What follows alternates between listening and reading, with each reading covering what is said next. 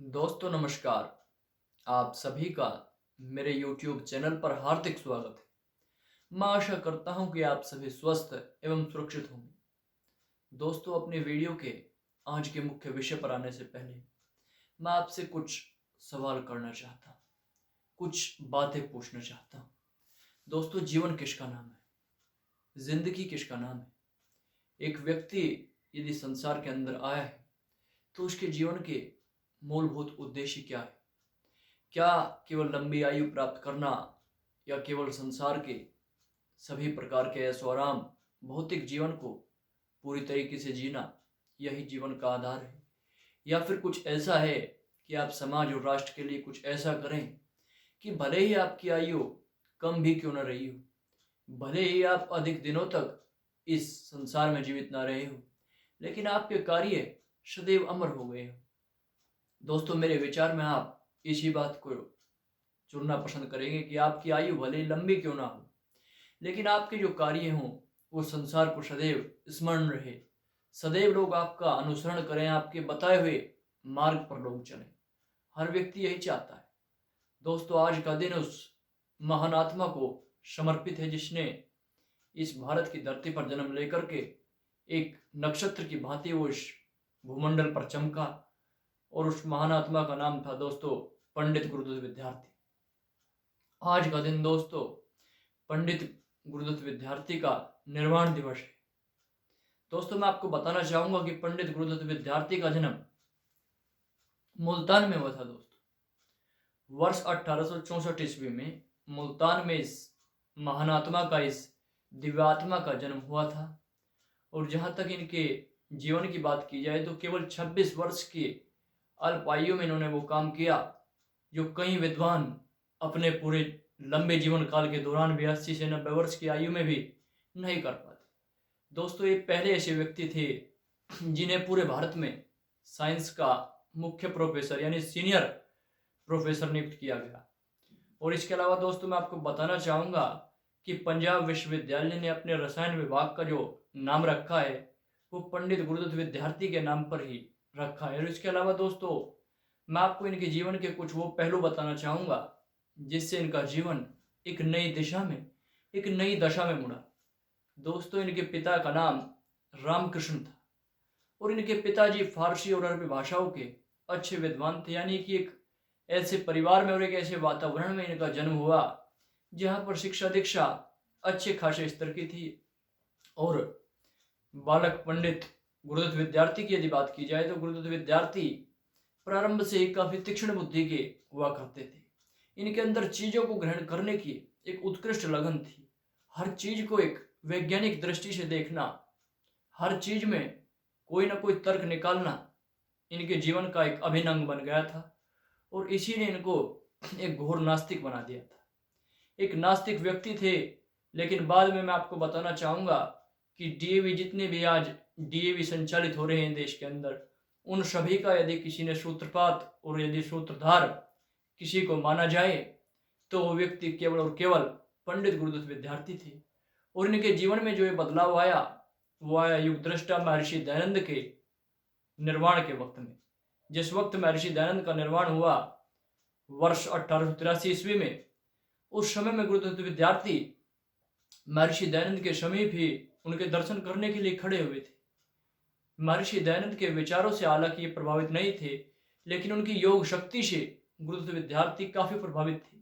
गुरुदत्त विद्यार्थी ये मानते थे कि महर्षि दयानंद एक उच्च कोटि के विद्वान है, एक उच्च कोटि के वक्ता है, एक समाज के मार्गदर्शक है, समाज के निर्देशक है, समाज के लिए कुछ ऐसा कर रहे हैं जिससे हमें प्रेरणा लेनी चाहिए।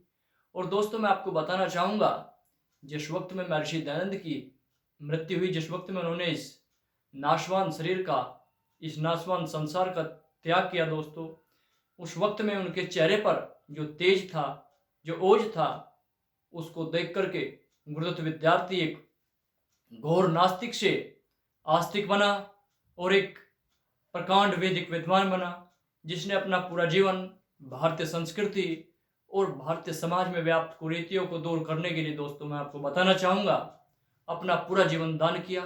और गुरुदत्त विद्यार्थी अक्सर एक बात कहा करते थे कि यदि मैं सारा अंग्रेजी साहित्य जितना मैंने अपने जीवन के अंदर अध्ययन किया, स्वाध्याय किया, मैंने जो भी कुछ अंग्रेजी में पढ़ा, जो भी कुछ मेरे अंदर अंग्रेजी विचार आज तक आए हैं, यदि ऐसा हो जाए कि मैं किसी तरीके से इन विचारों को, इन भावनाओं को, इन अंग्रेजी भावनाओं को अपने अंदर से समाप्त कर दूं, तो मेरे लिए परम सौभाग्य की बात होगी।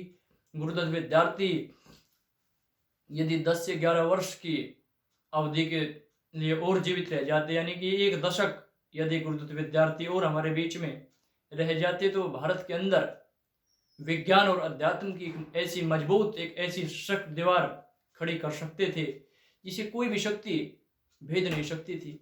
लेकिन हमारा दुर्भाग्य रहा कि महज 26 वर्ष के अल्प जीवन में ही ये महान आत्मा हम सभी को छोड़ करके चली गई। लेकिन दोस्तों, व्यक्ति के विचार सदैव अमर रहते हैं। व्यक्ति का जो शरीर है, जो भौतिक शरीर है, वही नष्ट होता है, लेकिन व्यक्ति के जो विचार है, व्यक्ति के जो कार्य हैं, वो कभी नहीं मरते। और गुरुदत्त विद्यार्थी जैसे महाप्रकांड विद्वान, एक पराक्रमी व्यक्तित्व, जिसने इस राष्ट्र को अंग्रेजी काल में नई दिशा देने का प्रयास किया, वो सदा अमर रहेंगे, अमर है हम सभी के हृदय में, वो सदा विराजमान रहेंगे। दोस्तों, ये ऐसे व्यक्ति थे पहले जिनकी पुस्तक the terminology of Vedas, Oxford university यानी कि लंदन के अंदर जिसको मान्यता प्राप्त हुई, उस पुस्तक को, और उसको स्वीकार किया गया, उस पुस्तक को ऑक्सफोर्ड यूनिवर्सिटी में पढ़ाया गया। दोस्तों, इनके जीवन का मैंने आप सभी के सामने जो अल्प प्रसंग रखा, इसका उद्देश्य क्या था?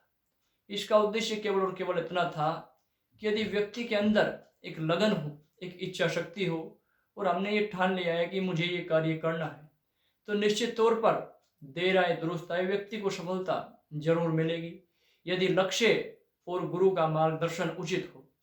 दोस्तों, जीवन में गुरु का महत्व अत्यंत उपयोगी है, क्योंकि यदि गुरु नहीं है तो शिष्य चाहे कितना भी ज्ञानवान क्यों ना हो, शिष्य के अंदर कितनी भी प्रतिभाएं क्यों ना छिपी हुई हो, लेकिन वो एक ना एक दिन नीचे गिर जाता है। क्योंकि यदि गुरु उसका मार्गदर्शन सही तरीके से नहीं कर पा रहा है, उसे उचित ज्ञान उचित वक्त पर नहीं दिया जा रहा है, तो निश्चित तौर पर उसके जीवन का ह्रास होगा, उसका जीवन बनने की जगह बिगड़ जाएगा।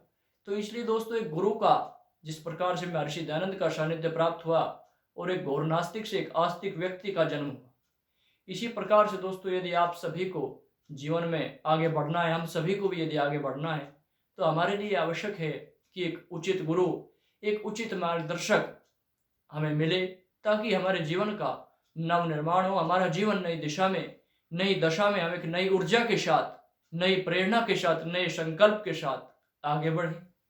दोस्तों, इस वीडियो के माध्यम से मैं आप सभी को इतना ही कहना चाहूँगा कि गुरुदत्त विद्यार्थी को यदि आप सच्ची श्रद्धांजलि देना चाहते हैं, तो आप विज्ञान के अनुयायी बने, यानी कि हर चीज़ों को तर्क के अनुसार और विज्ञान के नियमों के अनुसार परखते हुए उसका अनुसरण करें, और अपने जीवन में गुरुदत्त विद्यार्थी के आचरण को उतारने का प्रयास करें, तो निश्चित रूप से ये भारत उस ख्याति को प्राप्त करेगा जो स्वप्न उस महान आत्मा ने, उस महापुरुष ने देखा था।